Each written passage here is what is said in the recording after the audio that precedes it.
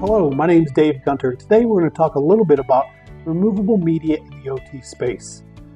First, let's talk about whether you use removable media in the OT space. A lot of plants banned it in the early days. We're not going to use removable media. It's great to limit the use.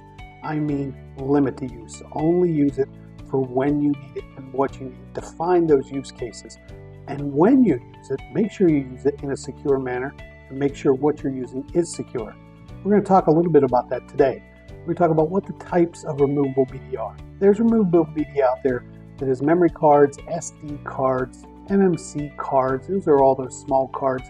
There's also, extended terabyte drives, hard drives.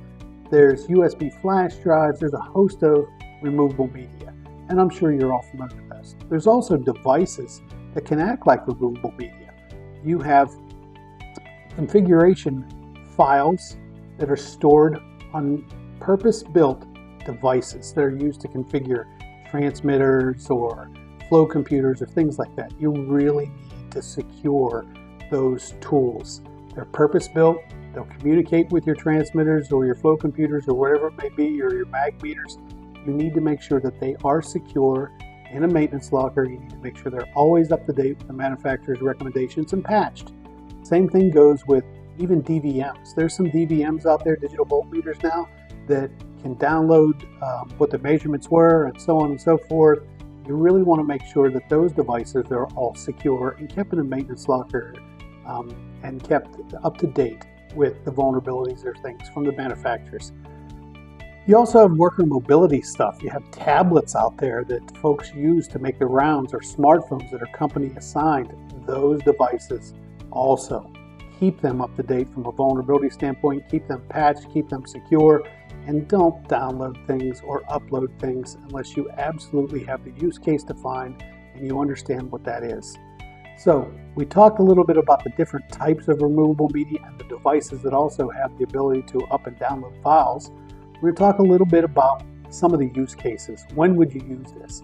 It's interesting because OT deals with so many embedded devices.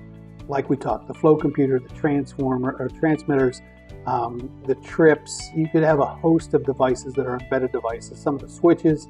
You really need to understand what devices are there and why you would need removable media. Years ago, we used to take removable media around and pull files off of each computer, and that would be our historian. We'd take it back and put it into a spreadsheet, and we'd run some data. Those days are over. Usually there's a local historian on site, or that local historian ties to a cloud historian.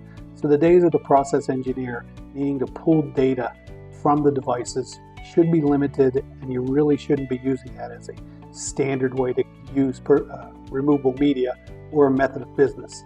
You really want to use removable media for those times when you need to perform maintenance on the device.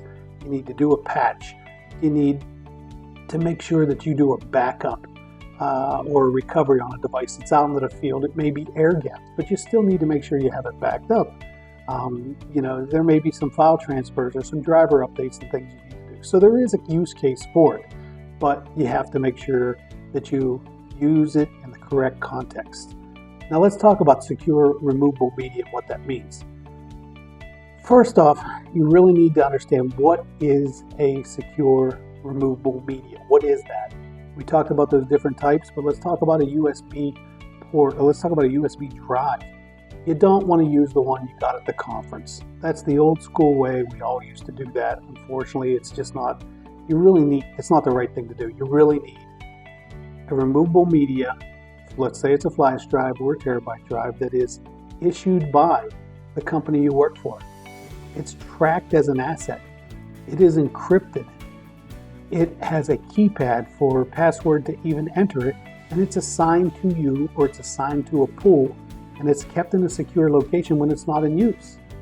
You really need to make sure you have that type of removable media, not the one on your keychain. Okay? The next thing you need to think through is, okay, you have this secure removable media. How do I scan it? You can do a couple of things. There's kiosks that will do a fingerprint or a footprint of that. It'll take a snapshot of what's on that removable media. It'll give it a clear certificate that says, yes, it was cleared by this person, their ID, And it's a phenomenal thing to use these kiosks for removable media, but not everybody has the amount of money that it takes to deploy one of those. So you drop back to, what does a safe security scan look like? You have a dedicated station and you go through the steps. You go through the steps and you make sure that A, you remove the media from the secure location, B, you place it in a secure scan station that has up-to-date anti-malware and it has up-to-date virus tables, whatever it may be. You then move on to running the scan. The memory is cleared. It's okay for use. You perform your data transfer. You bring it back. You scan it again to make sure it is clear of any virus.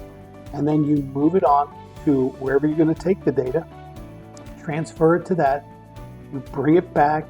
You clear it again. And you return it to a secure location. Those are the kind of the core steps to using removable media in a responsible manner. But again, it all starts with getting the right removable media, making sure it's encrypted, making sure it's password protected, making sure it's not the one on your keychain, scanning it, using it, securing it. It's kind of the fundamentals. So until next time, join us for the next series of videos.